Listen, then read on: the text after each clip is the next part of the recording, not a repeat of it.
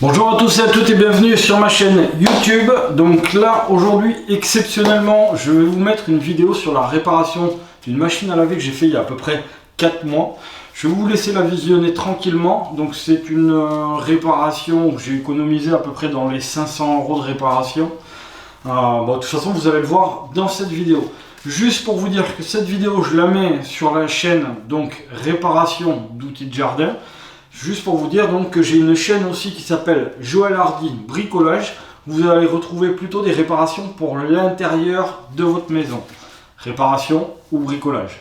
Voilà, donc je vous invite à aller faire un petit tour dessus. N'hésitez pas à vous abonner, n'oubliez pas que c'est gratuit, que ça ne vous coûte rien. Ça vous permet justement de retrouver mes vidéos plus facilement le jour où vous aurez besoin par exemple soit qu'on vous fasse un petit tuto sur la réparation d'outils de jardin ou sur le bricolage. Vous aurez plus de facilité pour retrouver mes vidéos. Une deuxième petite chose aussi, comme je vous disais dans ma vidéo que j'ai publiée hier soir, je lis tous les commentaires. Je ne peux pas répondre à tout le monde parce que c'est vrai que j'en ai énormément. Mais par exemple, là je vais en répondre à quelques-uns avant de vous laisser commencer à regarder cette vidéo. Donc Fanny, bonjour, je voulais demander, j'ai du courant qui arrive à l'antiparasite, mais pas d'étincelle à la bougie. Donc là tu vois, te répondre comme ça c'est un peu compliqué. Moi je te dirais de voir déjà par commencer à changer ta bougie. Parce que si tu as l'étincelle qui arrive à l'antiparasite, ça doit forcément passer à la bougie. Donc je pense que c'est un problème de bougie. Fabrice, bonjour, j'ai une déboussoleuse Husqvarna 135 démarre et après quelques minutes s'arrête, impossible de redémarrer, changer le carburateur.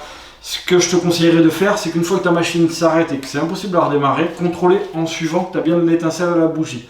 Si tu n'as pas d'étincelle à la bougie, c'est que tu as un problème au niveau de ta bobine d'allumage. Combien coûte ton bac à ultrasons, ou plutôt tu l'as acheté, quel produit utilises-tu pour nettoyer avec le bac? Alors mon bac à ultrasons que j'ai juste à côté, je l'ai acheté sur Amazon. Je crois que je l'ai payé 80 € avec le produit qui est, vous allez voir, ça y est aussi en même temps avec. Je crois que c'était 20 € le bidon. Donc en gros ça me fait le bac à ultrasons à 100 €. Ça fait longtemps que je n'ai pas regardé, tu as changé de local? Oui effectivement, donc avant j'étais en location dans une maison, maintenant j'ai acheté. Je viens d'acheter, donc ça va faire à peu près 4 mois. Et au lieu d'avoir un garage de 20 mètres carrés, j'ai un garage de 120 mètres carrés. Donc c'est beaucoup mieux pour pouvoir entreposer mes machines et pouvoir bricoler tranquillement. Bravo de remettre vie à cette vieille machine au lieu de la jeter trop facilement. Merci à toi pour ton commentaire. Alors surtout ne pas essayer de démarrer sans remettre le filtre à air. Donc voilà, il y a des petits commentaires, il y a des gens qui vous mettent des petits commentaires aussi qui sont sympathiques, qui vous donne un peu plus aussi un peu plus d'astuces et tout ça pour pouvoir vous aider dans votre quotidien. Alors, monsieur Grosjean, bien sympathique vos vidéos, merci. Il serait intéressant de parler de l'achat des pièces ou du réglage carburateur tronçonneuse plus détaillé, aiguisage de la chaîne de tronçonneuse. Alors, tes compresseurs, alors effectivement j'en ai un sur le côté, je ferai des vidéos bientôt dessus.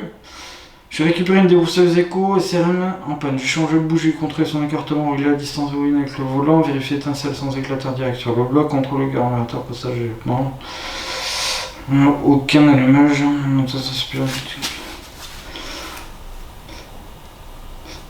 Alors, en fait, d'après ce que je comprends dans ton message, c'est que tu as de l'étincelle, mais quand tu mets du Star Pilot directement dedans, tu n'as pas de l'explosion.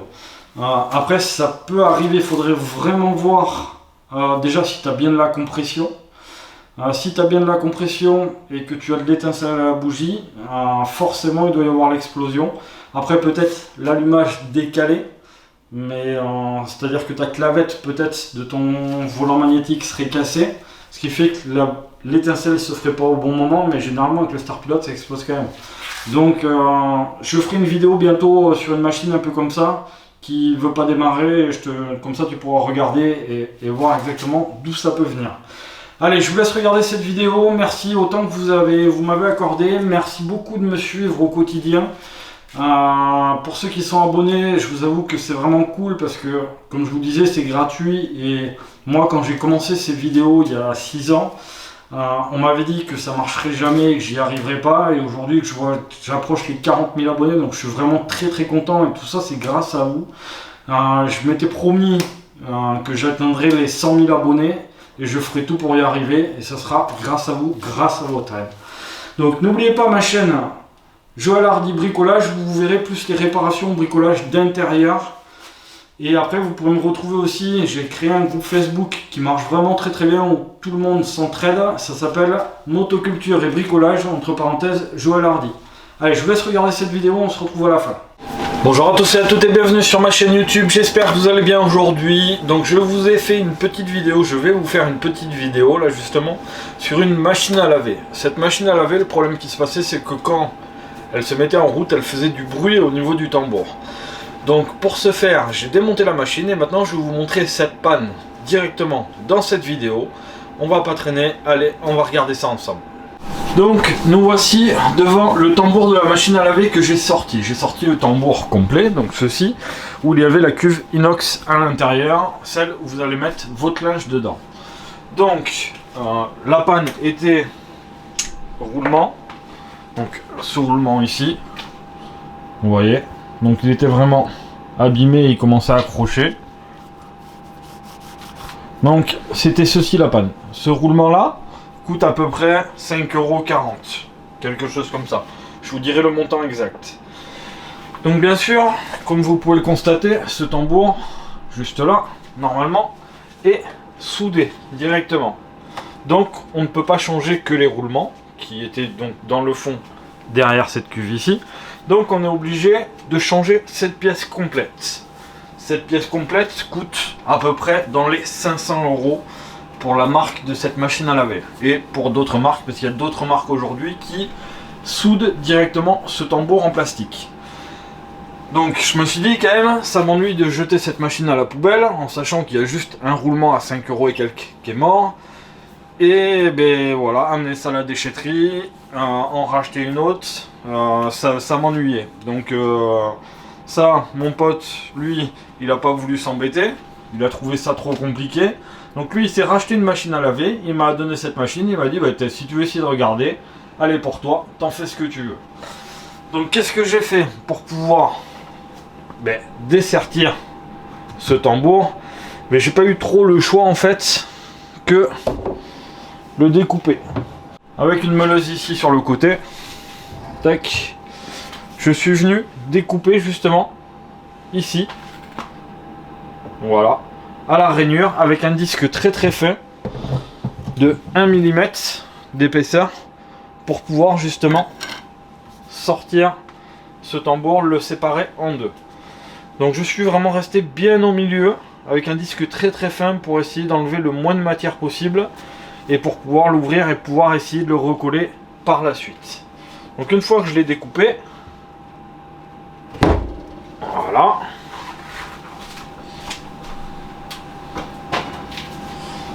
donc j'ai sorti le tambour inox juste à côté, j'ai sorti ce tambour inox et donc il y avait dans le fond le roulement ici qui était mort, le joint spi bien sûr que j'ai changé aussi, et le roulement aussi arrière que j'en ai profité pour le changer aussi. Donc j'ai changé 2 roulements et un joint spi. Ici, étant donné que je l'ai fait à la meuleuse avec un disque très fin, je suis resté vraiment pas trop mal. Et là je pense que je vais pouvoir essayer de le recoller. Pour ce faire, qu'est-ce que j'ai fait? Je me suis dit, on va tenter comme ça. Donc j'ai acheté un kit de colle pare-brise avec la buse qui va bien et le primaire qui va bien pour pouvoir mettre d'abord avant d'appliquer ma colle pare-brise. Donc je vais essayer de remettre tout ceci en place et on va voir si j'ai pu réparer cette machine à laver ou si finalement elle va partir à la poubelle. Allez, on va essayer de faire ça ensemble. Donc avant toute chose, là, donc j'ai remis la partie supérieure par-dessus, je l'ai bien mis à sa place et je vais me faire 2 trous par exemple à l'opposé où je vais mettre des guides pour être sûr, comme ça au moins je suis sûr que je serai au bon endroit. Donc je vais prendre sur le côté.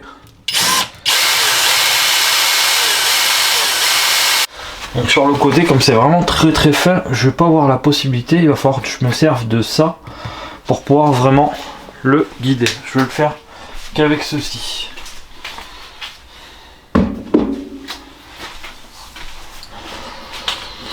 Donc maintenant, je vais remettre la partie, le tambour inox à l'intérieur. Je vais le remboîter dedans.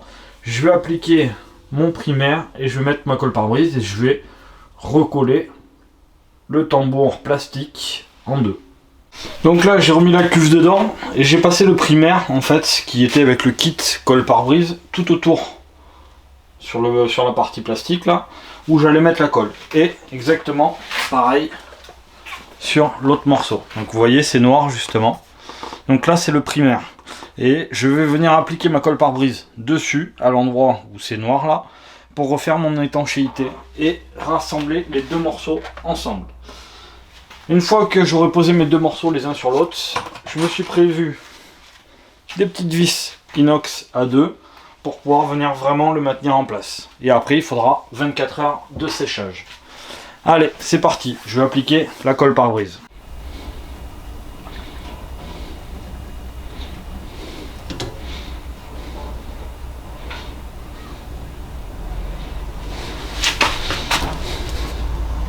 Alors on fait bien attention à en mettre bien partout quand même.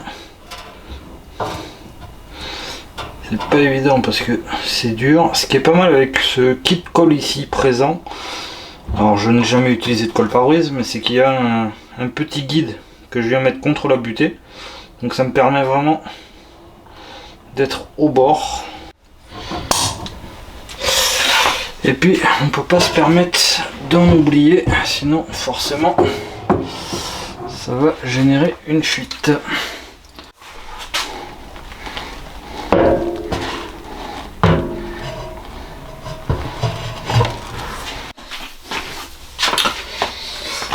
Donc voilà, là c'est fait. Pour l'instant je l'ai recollé, j'ai mis des vis aussi pour pouvoir bien le tenir en place. Donc eh bien, on va attendre un peu, je vais remonter tout ça et puis je vous dirai exactement, je vous montrerai voir si ça fonctionne. Allez, c'est parti, je continue, je vais remonter maintenant. Machine à laver, Whirlpool, merci beaucoup. Vous faites des machines à laver, c'est très bien, vous faites du très bon matériel, mais faites en sorte s'il vous plaît que nous puissions les réparer. Ça serait super bien, ne serait-ce que pour éviter de jeter ça à la déchetterie, alors que la panne, ça coûte rien du tout. Donc vous voyez, j'ai réussi à la réparer, donc elle fonctionne correctement. J'ai essayé basse température, haute température, il n'y a pas de fuite, il n'y a rien du tout, donc cette machine est repartie pour quelques années. Pourquoi le roulement s'est abîmé? Est-ce que c'est peut-être le fait d'avoir trop chargé la machine? Est-ce que monter peut-être trop dans les tours? Voilà, c'est des choses comme ça qui peuvent abîmer les roulements beaucoup plus vite, mais je trouve ça vraiment dommage qu'une machine à laver de cette marque là, de ce prix là, ne puisse pas être réparée sans changer tout le tambour complet. Voilà, ce petit message pour vous. Mes chers compatriotes, françaises, français, c'est avec ce dur moment que je m'adresse à vous pour vous parler de la galetière. La galetière sert à faire des galettes. Des galettes, mais des galettes bretonnes. Qu'est-ce que la galette bretonne? Vous allez me dire, on veut de la galette bretonne. Bien sûr, je vais vous en donner. Mais, avant toute chose, il va falloir patienter un peu. Cette vidéo sur le lave-linge est maintenant terminée. J'espère qu'elle vous a plu. Ça m'aura coûté 50 € de réparation. J'ai une machine à laver qui fonctionne correctement. Pas de fuite, rien du tout. N'hésitez pas à vous abonner, mettre un petit pouce j'aime si vous aimez mes vidéos. Et je vous dis à très bientôt pour venir manger des galettes avec moi. Salut les copains, bonne soirée.